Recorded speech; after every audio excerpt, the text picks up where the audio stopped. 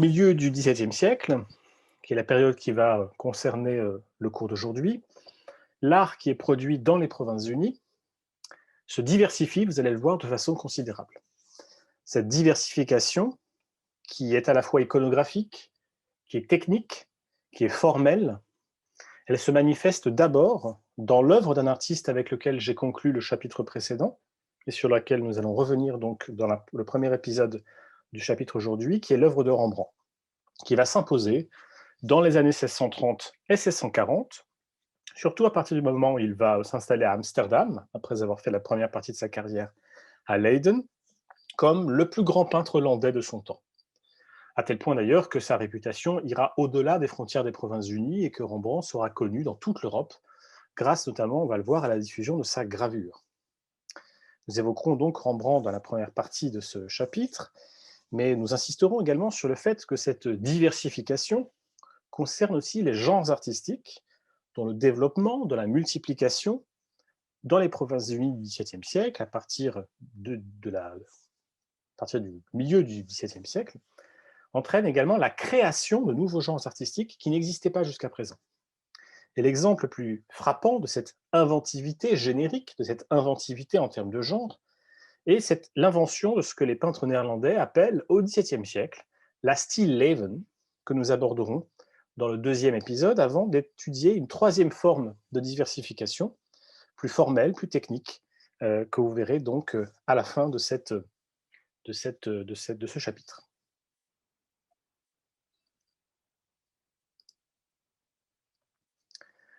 Commençons ce cours avec la suite de la carrière de Rembrandt.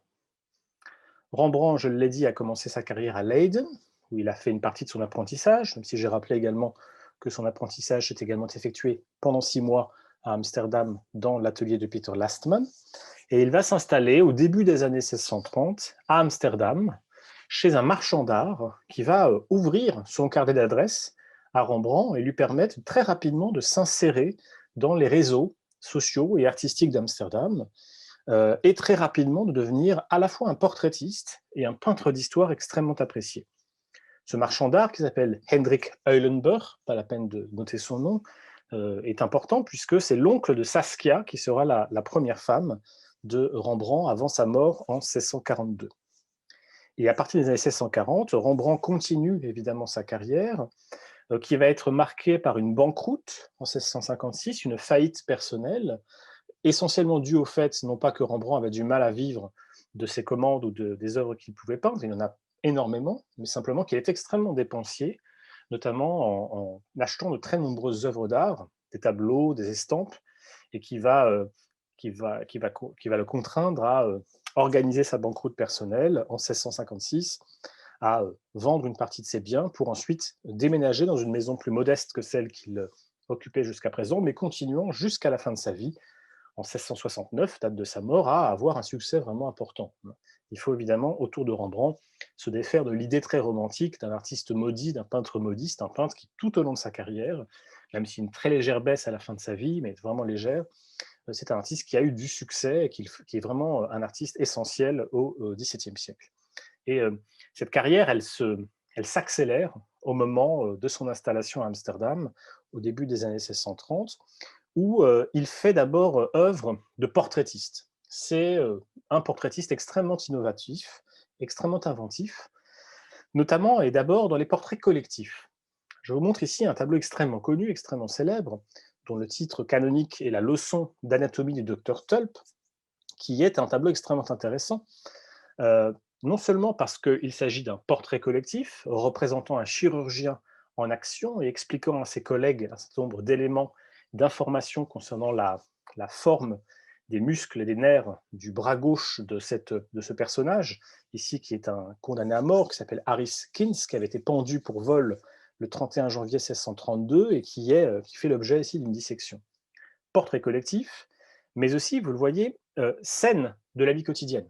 Et c'est en cela que Rembrandt innove dans ses portraits collectifs, dans le sillage des solutions formelles que j'évoquais la semaine dernière avec Frans Hals, c'est-à-dire dans l'idée de donner une vie, donner un récit, une narration à ces portraits collectifs, qui ne sont donc plus simplement des portraits dans lesquels différentes figures, différentes personnes posent devant le regard du peintre, mais où il semble qu'une scène se mette en place devant les yeux du spectateur. Et dans ce cadre, ce qui est très intéressant dans cette œuvre, c'est de souligner la façon dont Rembrandt va construire son récit. Récit ici qui prend la forme, qui prend une double forme. Premier récit, c'est le geste même du chirurgien, donc le docteur Tulp, Nicolas Tulp, qui est en quelque sorte l'élément de focalisation de la plupart des regards des personnages qui l'entourent. Certains regards sont d'ailleurs des regards curieux, intéressés à tel point que la figure qui se trouve au centre de la composition semble vouloir se rapprocher hein, du bras gauche disséqué pour étudier ce bras, comparer, voir, identifier les nerfs et les muscles qui sont en action et qui sont mis en évidence par le geste de la main, ici, du chirurgien, qui explique très précisément quels sont les muscles et les tendons ou les nerfs qui sont en action lorsqu'il fait ce geste de la main gauche qui consiste à pincer son pouce et son index. Donc il montre par son propre corps à la fois un geste et la décomposition musculaire, si j'ose dire, ou la constitution musculaire de ce geste. Très intéressant de constater également qu'il ne se contente pas de montrer par son propre corps, mais il démontre en ayant ouvert devant les yeux de ses collègues un traité d'anatomie, si bien que les personnages qui sont représentés au deuxième plan peuvent à la fois comparer ce qui est dit dans le traité d'anatomie et ce que montrent leurs confrères. Il y a donc un travail didactique qui est mis en évidence dans ce portrait, et donc une façon de construire un véritable récit visuel dans lequel les figures représentées sont en quelque sorte incorporées, insérées. Et c'est d'ailleurs une façon aussi pour Rembrandt de montrer sa connaissance de l'anatomie. Et de ce point de vue, il est intéressant de constater qu'il place sa signature, Rembrandt F, qui veut dire fekit, a peint, a fait, 1632, donc ce tableau a été fait peu de temps avant la dissection effective, à laquelle peut-être Rembrandt a assisté lui-même, ce qui expliquerait que la première partie de la composition, ce premier plan est largement ouvert, comme si le peintre s'y était assis en quelque sorte. Dans ce tableau, on voit bien comment Rembrandt essaie de montrer qu'il connaît finalement aussi bien que le chirurgien la constitution musculaire de ce corps. Je vous rappelle que depuis la Renaissance, la connaissance du corps humain, connaissance externe, mais aussi connaissance interne, est un élément central parmi les savoirs que l'on attend d'un peintre. Un peintre doit connaître le corps, doit connaître son anatomie, doit connaître ses proportions. Et dans l'anatomie d'un corps, on distingue deux éléments qu'il faut absolument connaître. Le squelette, d'une part, ce que l'on appelle dans le langage médical l'ostéologie. Ostéologie, donc l'art des os, hein, l'art qui consiste à comprendre et à connaître la structure du squelette humain. Et d'autre part, la myologie, avec un Y, myologie, qui est le langage des muscles. Et ici, c'est clairement cette myologie qui est mise en évidence par le chirurgien et dont finalement Rembrandt semble vouloir se prévaloir aussi de la connaissance, ce qui explique donc qu'il donne le sentiment finalement d'être en quelque sorte dans l'image lui-même, signant cette feuille de papier à l'arrière-plan comme s'il était présent dans l'image. Je disais que ce récit visuel fonctionne non seulement de façon interne, à l'intérieur même de la composition, mais fonctionne également de façon externe. À l'interne de cette composition, on voit les différentes réactions des différents personnages face à la scène, réactions de curiosité, réactions d'attention, réactions peut-être un peu plus à l'écart, réactions de dégoût de cette figure, qui semble détourner la tête, peut-être parce qu'il est dégoûté de la scène qui est représentée, ou bien parce qu'il souhaite regarder plus précisément ce qui est dit dans le traité. Mais il y a également une relation qui est construite entre ces figures peintes par Rembrandt et le spectateur. Deux des figures qui sont représentées nous regardent ou semblent regarder dans notre direction, si bien que le spectateur est inclus aussi dans l'image. Et on retrouve un système de composition qu'on a évoqué la semaine dernière avec Ransals, avec cette idée d'un portrait qui se construit de façon naturelle, spontanée, presque sans en avoir l'air, sans donner le sentiment que les figures posent, ce qui évidemment ajoute à l'effet de vie, à l'effet d'animation générale de la composition. Parmi les grands portraits collectifs, peints par Rembrandt dans ces années, 1630-1640, il faut également aussi citer ce très célèbre tableau, qu'on a surnommé la Ronde de nuit, qui est en fait un portrait collectif. Le portrait collectif d'une milice, c'est une guilde des arquebusiers, la guilde des arquebusiers de la ville d'Amsterdam, dont ici Rembrandt représente le moment où cette milice va commencer à défiler dans les rues de la ville.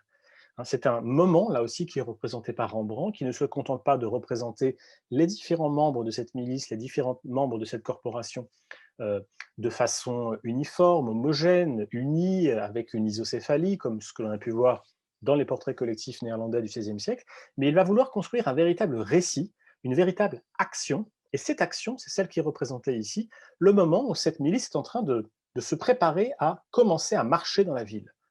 Et de cette milice, dans cette milice sont notamment représentées deux figures importantes, qui sont les deux figures qui, dans la hiérarchie de cette milice, ce sont les figures les plus importantes, qui sont d'une part le capitaine de la milice, qui s'appelle Franz Banning Koch, qui est ici représenté au centre de l'image, et son lieutenant, Willem van Ruitenburg. Dans ce tableau, il est intéressant de constater que Rembrandt va innover de façon tout à fait étonnante dans cette composition à plusieurs titres. Premier titre, les dimensions de l'œuvre. C'est une œuvre, si vous avez l'occasion de la voir au Rijksmuseum d'Amsterdam, est un tableau de très grande dimension. Un tableau vraiment qui a les proportions, qui a les dimensions d'une peinture d'histoire. Presque plus de 3,50 mètres de large sur quasiment 4,5 mètres de haut. Ces figures sont donc grandeur nature, en tout cas les figures du premier plan, si bien que cela confirme, cela consolide, cela renforce l'effet d'immersion fictionnelle du spectateur dans l'image, qui a presque l'impression que ces figures représentées au premier plan, qui marchent vers nous, semblent presque pouvoir sortir du cadre, comme un tableau vivant, si j'ose dire. Donc il y a d'abord cette volonté confirmée chez Rembrandt, dans le sillage des travaux et des recherches et des explorations de Frans Hals, cette volonté de créer un lien très fort entre le portrait collectif et les spectateurs qui le regardent. Deuxième élément très important à souligner ici, c'est le travail sur le clair-obscur. Vraiment, je l'ai dit, c'est une des marques de fabrique de la manière de Rembrandt que de construire l'image, de construire la composition, de construire l'espace, les différents plans, selon un système de clair-obscur, selon un système d'alternance de passages clairs et de passages sombres. Et pour cela, il fait un usage extrêmement savant de ce jeu des clairs et des bruns que l'on voit et qui permet ici de construire les effets de profondeur et d'articuler les différentes figures les unes par rapport aux autres. On voit ainsi que la figure principale, celle du capitaine, Franz Banning-Koch, est représentée dans un vêtement noir essentiellement, simplement rehaussé d'une collerette blanche et d'une écharpe rouge qui renforce le sentiment qu'il est la figure principale, on le voit très clairement dès le premier coup d'œil. Et donc, pour que cette figure soit visible, alors que son corps est essentiellement noir, de couleur noire, il va placer à l'arrière-plan, derrière lui, un sol relativement clair, une figure ici d'un soldat qui tire un coup de sa carabine pour le tester sans doute. On voit ici le bout de la carabine avec ici une sorte d'étincelle, avec même un peu de fumée pour rendre compte de ce tir de carabine. Cette figure étant plus claire que le bras droit de la figure, et donc ça permet par un effet de contraste de rendre visible le corps noir de ce personnage. Simplement, la collerette, évidemment, va valoriser la tête, qui est beaucoup plus claire ici, et également, on le remarque, la main gauche de ce capitaine qui semble, en fort raccourci, aller vers le spectateur. Et donc, cette main, elle indique deux choses. Elle indique à la fois le lien que Rembrandt veut établir avec le spectateur, comme si finalement le tableau nous demandait de le prendre par la main, mais c'est aussi un geste dont on sait aujourd'hui que c'est un geste codifié, c'est le geste du capitaine qui intime l'ordre à ses troupes d'avancer. Dans un traité militaire de l'époque, publié aux Pays-Bas, on sait que ce geste est indiqué par la phrase française « en avant-marche ». C'est donc vraiment un geste par lequel, finalement, le capitaine demande à sa troupe de commencer à marcher dans la rue. Et on voit d'ailleurs que derrière le capitaine et le lieutenant, on a deux personnages qui sont déjà en train de s'apprêter à marcher également, et que peu à peu, autour de lui, se constitue un cortège encore un peu chaotique, encore un peu désordonné, mais qui se met en place progressivement devant les yeux du spectateur. On retrouve là, encore une fois, quelque chose qu'on avait déjà chez Frans Hals, c'est cette idée d'un portrait qui se compose devant nos yeux. où les personnages représentés ne sont tous pas prêts à être portraiturés, comme si nous étions ici dans une situation, comme si le peintre avait été dans une situation où il captait un instant précis. On voit que certaines figures ne sont absolument pas prêtes, que ce personnage est en train encore de mettre de la poudre dans sa carabine, que ce personnage indique à ses collègues de se mettre en place, que toutes les lances ne sont pas parfaitement alignées, que ce personnage est en train de relever son étendard, comme celui-ci. Bref, Rembrandt vraiment crée l'illusion d'un portrait qui est en train de se constituer devant nos yeux, renforçant, là encore une fois, cette animation. Dans ce travail du clair-obscur, j'indiquerai également cette petite figure féminine, cette jeune fille, hein, qui porte, vous le voyez à son flanc, une sorte de volaille, hein, qu'on voit ici. On sait aujourd'hui que cette fille est la mascotte de la guilde, hein. C'est une figure qui symbolise un petit peu l'identité de cette milice et qui est donc représentée ici et qui est très importante. Imaginez que cette figure ne soit pas là, soit absente. Eh bien, vous auriez entre la figure de ce personnage, ce carabinier en train de remettre de la poudre dans son fusil, et le capitaine, une zone extrêmement sombre, hein, qui pourrait créer comme une sorte de trou dans la composition. Mais en plaçant cette figure ici et en éclairant puissamment d'une lumière très forte, hein, comparable à celle qui frappe le corps du lieutenant, on a une trouée de lumière qui, donc, par contraste, par clair-obscur, permet de rendre visible à la fois la jambe gauche de ce carabinier très noir, mais aussi de créer un plan derrière lequel se placent les figures qui ici descendent une sorte d'escalier. Vous voyez ici l'entrée de ce qui est probablement une allusion aux quartiers généraux de la milice.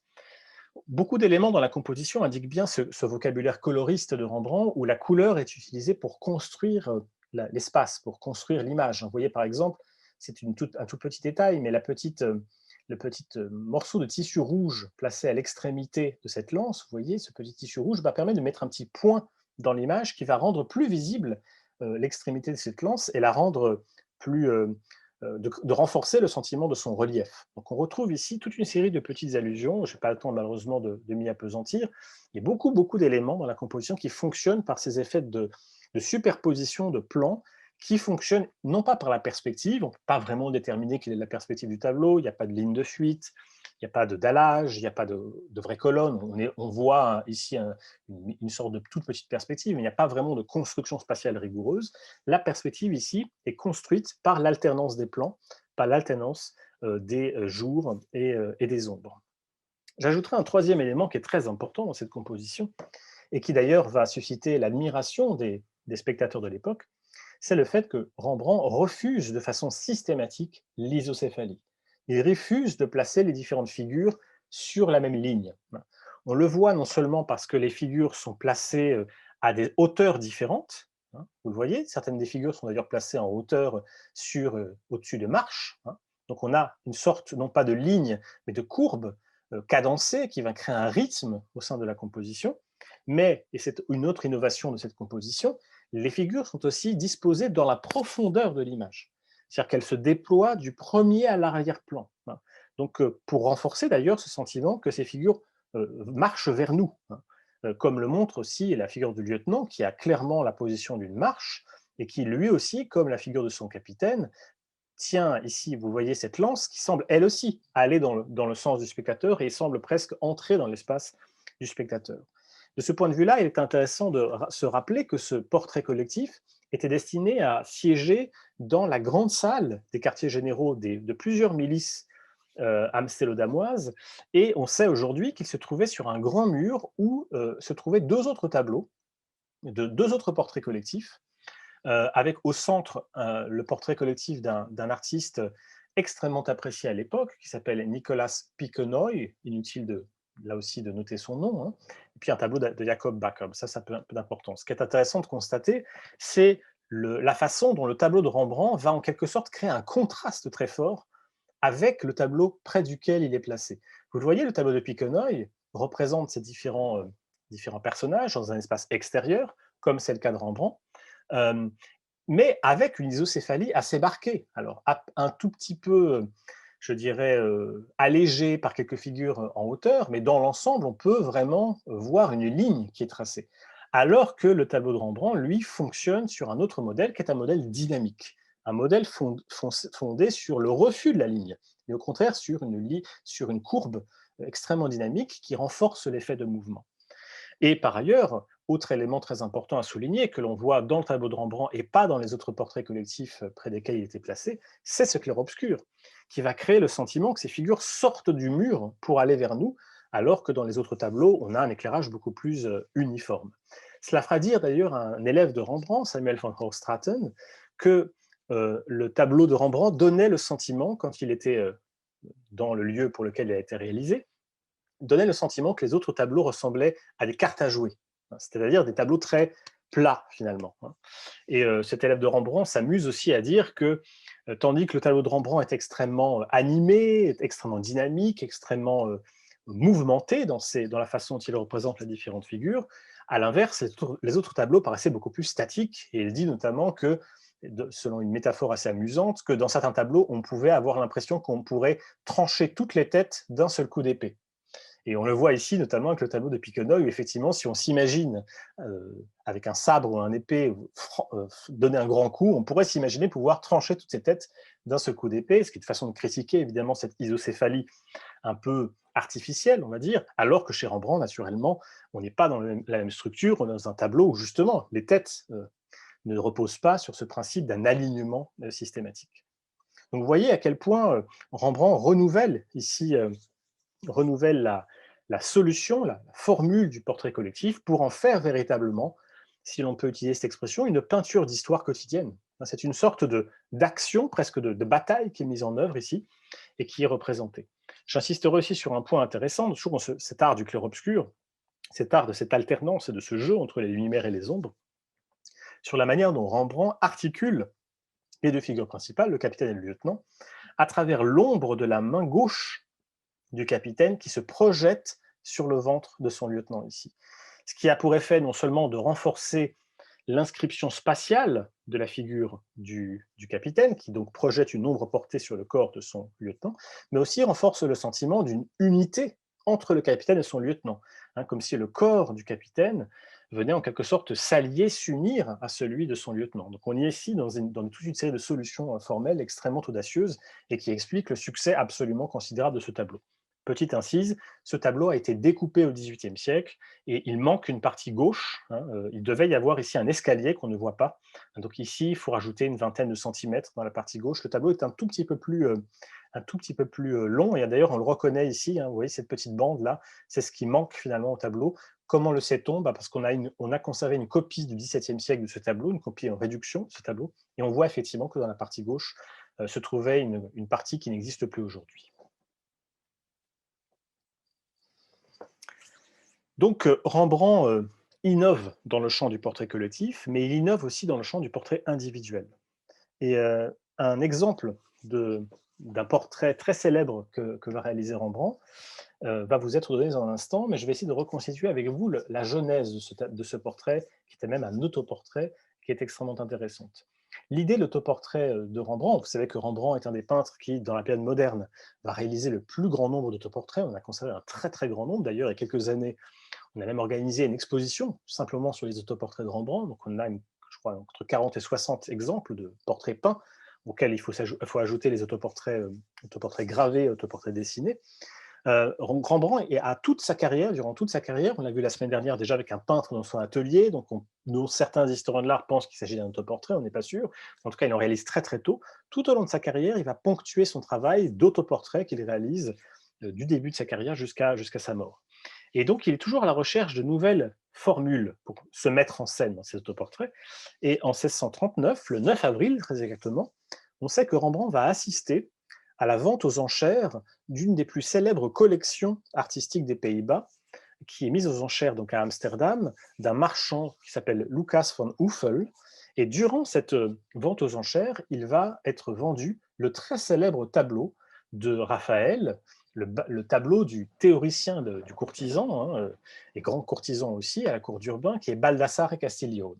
Et donc Rembrandt se trouve dans la salle, assiste à la vente de ce portrait, et on a conservé un dessin qui est aujourd'hui à la Graphische Sammlung d'Albertina à Vienne. Il va réaliser un petit dessin, un petit croquis à la plume du tableau de Raphaël, avec toute une série d'informations sur le prix du tableau à la vente, 3500 florins, c'est absolument gigantesque, c'est un prix énorme.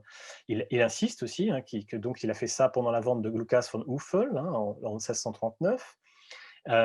Il indique ici qu'il s'agit de la représentation du seigneur Baldassare de Castiglione von Raphaël, si vous lisez bien. Donc il donne toutes ces indications et réalise une première esquisse. Et c'est intéressant parce que cette esquisse, d'abord, vous constatez que ça n'est pas une copie stricte, hein, c'est qu'on a déjà toute une série de modifications. Là, ce dessin est très symptomatique de la façon dont les peintres modernes, les peintres de l'époque moderne, pensent la copie. La copie, ce n'est pas, ou rarement, une reproduction fidèle et littérale d'un modèle. La copie, c'est un moyen pour un artiste d'imiter et d'assimiler les solutions, les règles utilisées par un artiste dans telle ou telle œuvre. Et donc la copie, elle est souvent toujours une sorte de copie revue et corrigée. Et on trouve ici, par exemple, vous voyez la transformation du chapeau, qui est plutôt circulaire dans la composition de Raphaël, et qui ici prend une forme ovale, avec donc un chapeau qui est placé de façon oblique sur la tête du personnage. Et vous le voyez aussi, si on regarde attentivement, vous voyez que le corps est légèrement plus euh, tourné vers la droite, hein. Il est un tout petit peu moins face au spectateur. Vous voyez qu'il donne quelques éléments de hachure pour rendre compte du fait qu'il y a une ombre portée dans la partie droite. Et ce qui est très intéressant, c'est qu'ensuite, il va réutiliser son esquisse pour son propre autoportrait, peint un an après la vente aux enchères. Hein. Ici, on est en 1640, on est devant un autoportrait qui se trouve aujourd'hui à la National Gallery de Londres, où il va inverser le sens de l'image, il va ajouter un parapet, motif classique du portrait néerlandais depuis le XVe siècle. Souvenez-vous des cours que nous avons évoqué, dans les cours dans lesquels nous avons évoqué ce motif. Il va évidemment changer toute une série d'éléments dans le costume, il va évidemment donner ses traits à la figure, et il va jouer de ce chapeau légèrement incliné dans la composition, avec cette fois-ci un clair-obscur beaucoup plus marqué pour renforcer le sentiment de relief de son corps, de son visage et de sa stature. Intéressant de voir comment ici Rembrandt réinterprète en un sens nouveau finalement le modèle initial de Raphaël, et une année plus tôt, dans cette eau-forte, donc réalisée probablement peu de temps après la vente du tableau de Raphaël, il va aussi réaliser un autoportrait gravé, où là, on retrouve le parapet, mais cette fois-ci dans le même sens que l'image de Raphaël, avec simplement une accentuation du geste par lequel le peintre est accoudé sur ce parapet. Et là, on retrouve beaucoup plus clairement l'idée qu'il allait forger en voyant le tableau de Raphaël, c'est-à-dire un béret qui est beaucoup plus incliné sur la tête. Juste petite incise, on va y revenir immédiatement, cet autoportrait indique bien aussi un aspect essentiel dans l'art de Rembrandt, qui est l'art de la gravure. Rembrandt est un très grand peintre, mais c'est aussi et d'abord un graveur exceptionnel. Exceptionnel d'abord, on va le voir dans un instant, dans les solutions techniques qu'il met en place, mais aussi exceptionnel parce que cette gravure va permettre à Rembrandt d'être connu au-delà des frontières de son propre pays, puisque cet art de papier, cet art de l'estampe, est un art beaucoup plus mobile, qui peut voyager beaucoup plus facilement que les tableaux, et donc très rapidement, dès les années 1640, Rembrandt est un nom, ou un prénom plutôt, puisque Rembrandt c'est le prénom de l'artiste, son nom c'est Rembrandt van Rijn, son nom c'est Van Rijn, mais il se fait appeler Rembrandt, et il signe souvent Rembrandt à l'image de Raphaël également, ou à l'image de certains peintres italiens qui signent par leur prénom et qui ne signent pas par leur nom ou leur substantif. Cet art va permettre à Rembrandt de devenir un nom en Europe et d'acquérir une réputation considérable. Mais c'est également un graveur exceptionnel au sens où il va véritablement renouveler la technique de la gravure autour d'une idée relativement simple qui repose sur les mêmes principes que sa peinture, qui est le clair-obscur. Le clair-obscur, en peinture, repose sur l'idée de l'alternance forte, de choc visuel, entre des parties sombres et des parties claires, avec des effets de contraste très importants. On a vu la semaine dernière, une question avait été posée en ce sens, qu'on est dans un art qui ne consiste pas dans un modelé progressif, mais au contraire, sur des contrastes chromatiques très importants. Et bien dans la gravure, il fait la même chose que dans la peinture, c'est-à-dire qu'il propose des effets de contraste très forts, notamment en choisissant de ne pas finir toutes les parties de sa planche. Ici, vous le voyez, si on regarde cet autoportrait gravé, tout le fond de la pièce est laissé entièrement vide, sans être traité, pas un seul petit élément. Quelques éléments d'ombre portée dans la partie droite, la signature en haut à gauche, évidemment, Rembrandt Fécit 1639, mais vous voyez que donc on passe immédiatement d'une partie très claire à une partie très très sombre. Et donc, au fond, cela permet de renforcer le sentiment que la figure sort littéralement du fond blanc et va vers le spectateur. Donc, ça crée ce sentiment. Et puis, ce travail de contraste, on le voit aussi dans le travail de la touche, en fait, plutôt de la hachure, évidemment, dans la gravure, c'est pas de la touche, c'est pas un pinceau, mais c'est un burin ou un stylet. Donc, ici, on est dans le travail de la hachure. Vous le voyez, il y a des parties extrêmement finies. Si vous regardez le visage que Rembrandt se donne à lui-même, on a des détails extrêmement fins, des rides sous les paupières, des rides sur le front. La chevelure est travaillée avec une grande minutie, hein, une grande précision. Et inversement, les parties moins importantes ou les parties auxquelles il faut accorder moins d'importance sont traitées avec beaucoup plus de vivacité. Vous voyez ces petits zigzags qui viennent très rapidement, très schématiquement indiquer la main, le gant autour de la main, et qui permettent donc de créer le sentiment d'une sorte de focalisation, un tout petit peu comme si, à la manière d'un photographe, il avait fait le point sur le visage, donc très finement représenté, et au contraire avait laissé le reste de la composition dans une sorte de flou. Eh bien, c'est aussi cet art de Rembrandt qui se manifeste dans sa gravure. Je vais revenir dans un instant à cette question de la gravure à travers le fameux paysage des trois arbres. J'insisterai aussi sur le fait toujours que Rembrandt reste dans son art, dans son œuvre, très intéressé par l'imitation des maîtres. C'est un peintre qui, comme Rubens, a une collection d'art très importante et continue constamment à dialoguer avec les maîtres. Et ce que je trouve intéressant, c'est notamment un exemple d'une œuvre réalisée dans les années 1630-1640, qui est une Suzanne et les vieillards, qu'il va fonder au départ sur le modèle de celui qui a été son second maître, Peter Lastman, que l'on a vu d'ailleurs la semaine dernière, puisqu'on a conservé ce dessin à la sanguine, qui, vous le voyez, est une relecture du tableau de Lastman. Pourquoi je dis relecture? Ce n'est pas une copie au sens strict du terme. Pourquoi? Parce qu'on voit que dans l'ensemble, la composition est respectée dans sa structure générale, avec donc la figure de Suzanne au premier plan, au centre de la composition, les deux veillards au deuxième plan, les animaux qui se trouvent dans la partie droite, l'arbre qui se trouve derrière, et puis la bâtisse du roi David à l'arrière-plan, donc avec les arbres et le bassin, la sphinge qui sert de fontaine ici. Et si vous regardez attentivement, vous voyez d'abord que certains gestes ou certains détails ne sont pas les mêmes. Je pense notamment au bras droit d'Anne de Villard, qui, chez Lastman, se dirige et indique le corps de Suzanne, alors que dans le tableau de Rembrandt, est redressé à l'horizontale. Donc il y a toute une série de modifications. Ici, la main à la paume vers le sol, ici, la main à la paume vers le ciel. Et d'ailleurs, vous constaterez que la figure de ce deuxième veillard est assez différente de cette figure-là. Elle n'a pas exactement la même position, même si vous le voyez, il a essayé de reconstituer le même costume avec ce nœud qui est constitué par cette écharpe nouée au centre de l'image. Autre élément intéressant, c'est qu'on voit bien que donc, dans cette copie, il réinterprète, il relit son modèle, mais il recherche des idées. Il est aussi en train de réfléchir à la façon dont il pourrait peindre ce sujet d'une autre manière que son maître. Et on le voit notamment dans les hésitations. C'est-à-dire que vous voyez ici plusieurs traits sanguines qui indiquent en fait qu'il est en train de proposer plusieurs versions possibles du corps.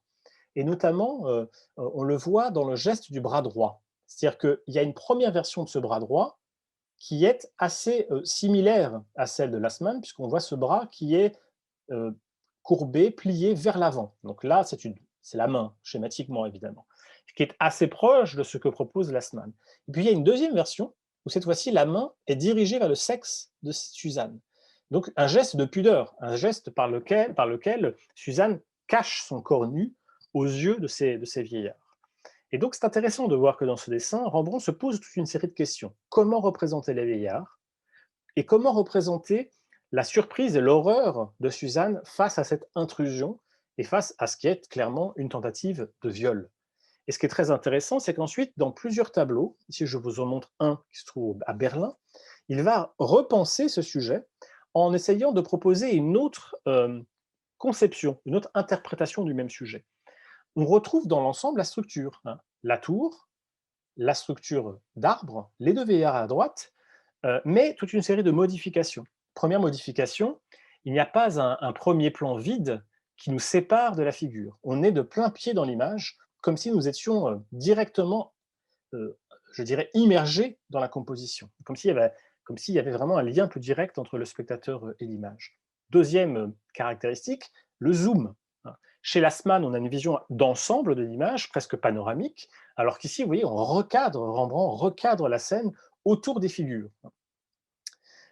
Troisième élément intéressant, c'est la narrativisation.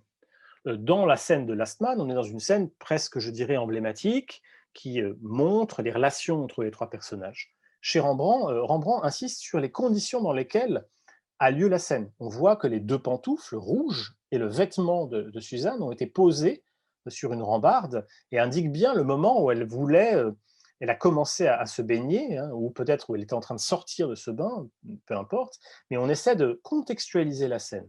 Et cette contextualisation, elle est aussi constituée à travers les figures de vieillards qui ne sont pas là, debout, face à Suzanne, mais en train d'entrer dans son espace intime, cette entrée étant en quelque sorte symbolisée par cette ouverture d'une porte dont on voit ici un gond. Donc et un des deux vieillards est en train de toucher le corps de Suzanne, en train de la regarder, peut-être de la menacer, tandis qu'un autre est en train d'entrer dans l'image, se tenant sur une canne. Donc on retrouve cette même idée qu'on avait dans les portraits collectifs de Rembrandt, de mettre en scène, de mettre en récit, de créer une temporalité dans l'image pour renforcer le sentiment d'une saisie sur le vif.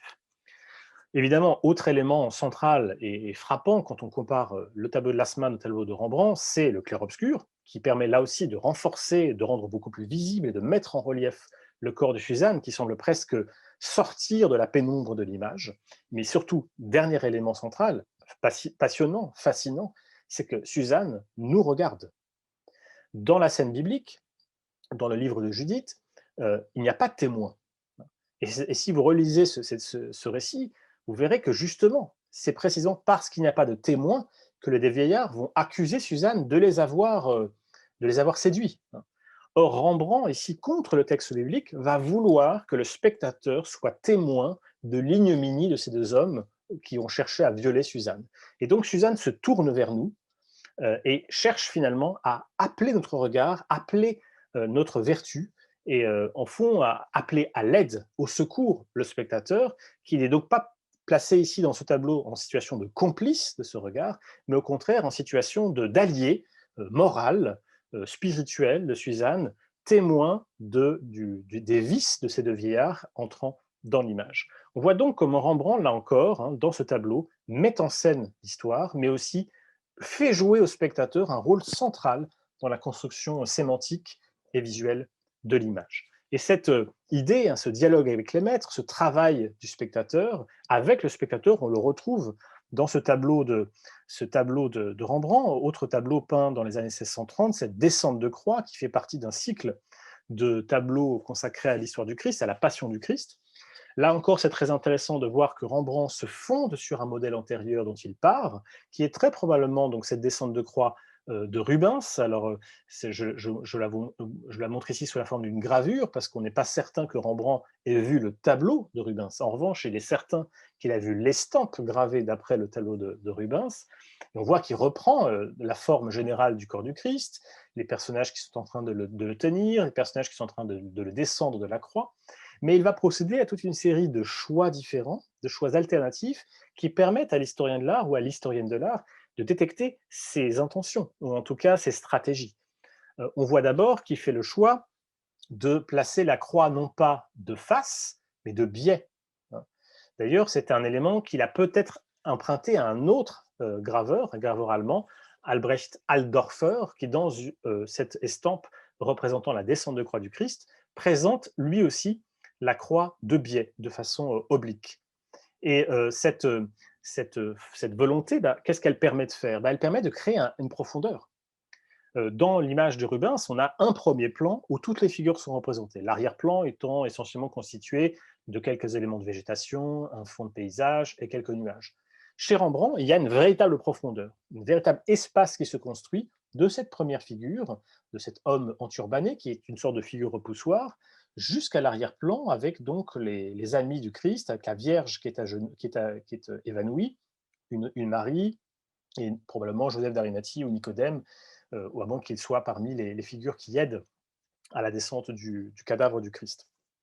C'est une première différence. Deuxième différence évidente, c'est l'usage du clair-obscur, là encore, qui donne le sentiment d'une puissante lumière qui va frapper le corps du Christ presque aussi blanc que le linceul dont il va être enveloppé. Donc, ça insiste vraiment sur le caractère cadavérique de ce corps.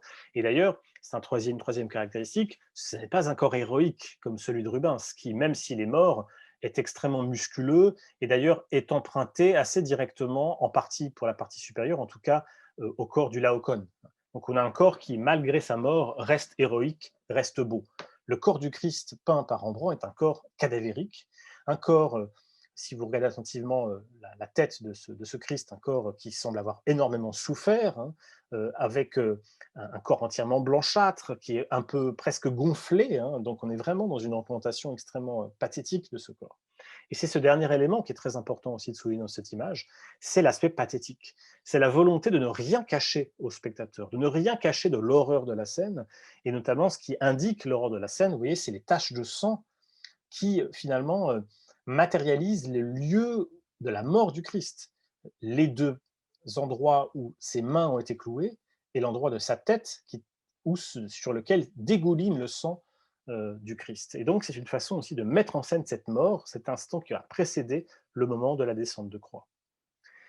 Ce jeu sur l'instant, ce jeu sur le présent de l'action, sur une action immédiate, sur une action instantanée, est aussi présent dans ce tableau de Samson et Dalila, un très grand format, dont on peut se demander s'il n'est pas en lien, là encore, avec un modèle de Rubens, que je vous montre à gauche, mais avec une vraie différence, et une différence fondamentale.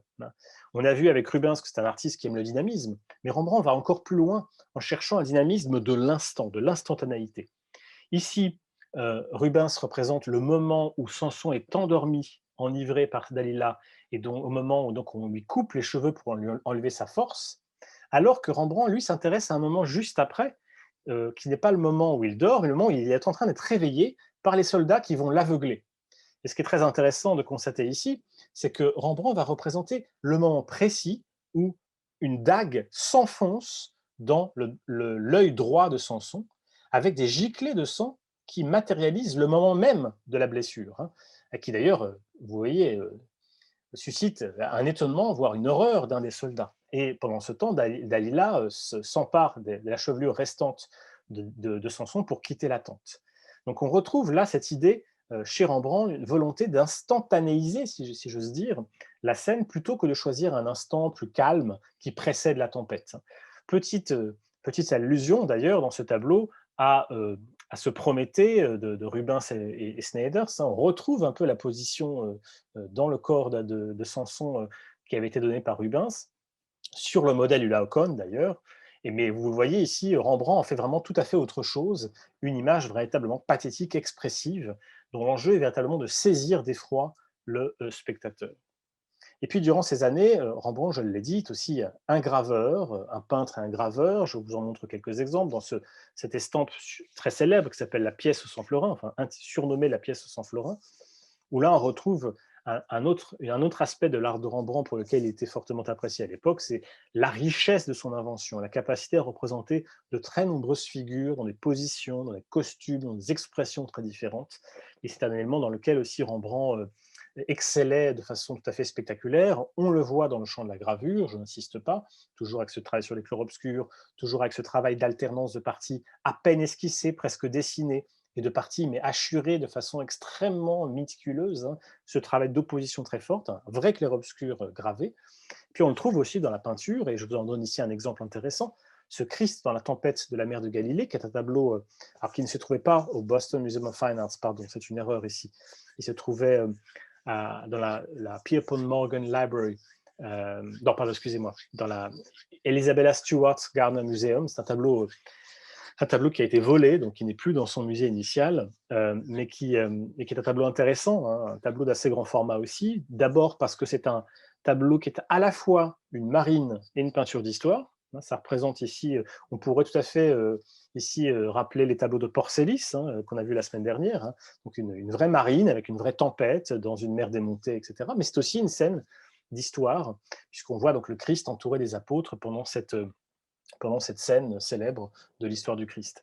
Mais ce que je trouve intéressant dans cette image, toujours peinte en 1633, c'est qu'ici, c'est encore la variété d'inventions qui est mise en évidence par Rembrandt, ce jeu sur l'action, le moment, vous voyez, presque dramatique, où on a presque l'impression que le bateau du Christ va se renverser, va se retourner sur cette mer démontée.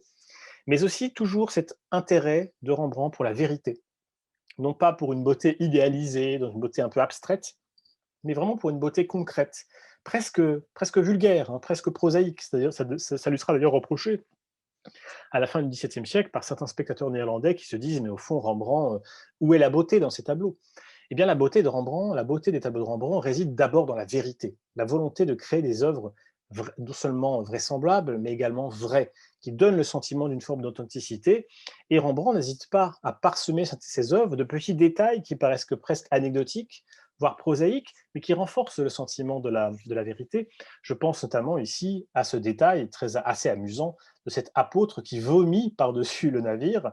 Évidemment, c'est un détail qu'il ne met pas au cœur de l'image, qu'il voile dans un effet de pénombre, mais qui permet à Rembrandt aussi de donner une forme de vérité à cette image en se disant que peut-être certains apôtres avaient le mal de mer et donc supportaient mal le ressac et les vagues s'écrasant sur le navire. Et puis, j'en terminerai là pour cette première partie. Rembrandt innove ainsi en donnant, en autonomisant dans le champ de la gravure le genre du paysage. Il existe évidemment des paysages gravés, notamment au XVIe siècle, notamment à Venise. Mais Rembrandt va vraiment développer dans son art de graveur un art de paysagiste qui jusqu'à présent était plutôt un art dévolu à la peinture. Et c'est un art qui fonctionne chez Rembrandt sur les mêmes principes que j'évoquais tout à l'heure, l'effet de clair-obscur. Vous voyez comment ces trois arbres, c'est le titre canonique qui a été donné à cette estampe, semblent mis en relief par un fond beaucoup moins travaillé. Un art aussi des effets d'opposition entre des parties extrêmement travaillées, comme notamment ici ce couple et ce personnage qui pêche dans une petite mare, alors que par exemple tout au fond ici vous avez un paysan avec son bâton et une petite charrette qui sont traités de façon presque schématique avec le cheval. C'est des petits traits vraiment très rapidement réalisés. Ce petit personnage de dessinateur, hein, avec son petit chapeau, il est aussi, c'est une figurine pratiquement. On voit aussi dans le traitement des nuages, on a quelques zigzags travaillés vraiment très rapidement. Et puis des parties là aussi très travaillées, la partie du premier plan, les arbres, on a presque l'impression que chaque feuille est détaillée. Et puis toujours l'effet de narration. C'est pas juste un paysage que nous montre Rembrandt, c'est aussi un récit d'un paysage, d'une contrée hollandaise. Hein. On est vraiment ici dans un paysage hollandais avec vraiment la ligne d'horizon très basse, pas de relief ou quasiment pas, la visualisation de moulins, et ici à l'arrière-plan une ville, probablement Amsterdam, avec quelques clochers d'église et là aussi quelques moulins. Mais c'est aussi un récit d'une tempête, avec la pluie qui zèbre une partie de la composition et ce vent qui balaie ces trois arbres de la droite vers la gauche. Donc on a aussi cette volonté de créer une temporalité dans le paysage. De la même manière que Rembrandt invente une forme de portrait narratif dans le sillage de Frans Hals, on peut dire aussi qu'il invente une forme de paysage narratif, comme c'est le cas de ces trois arbres.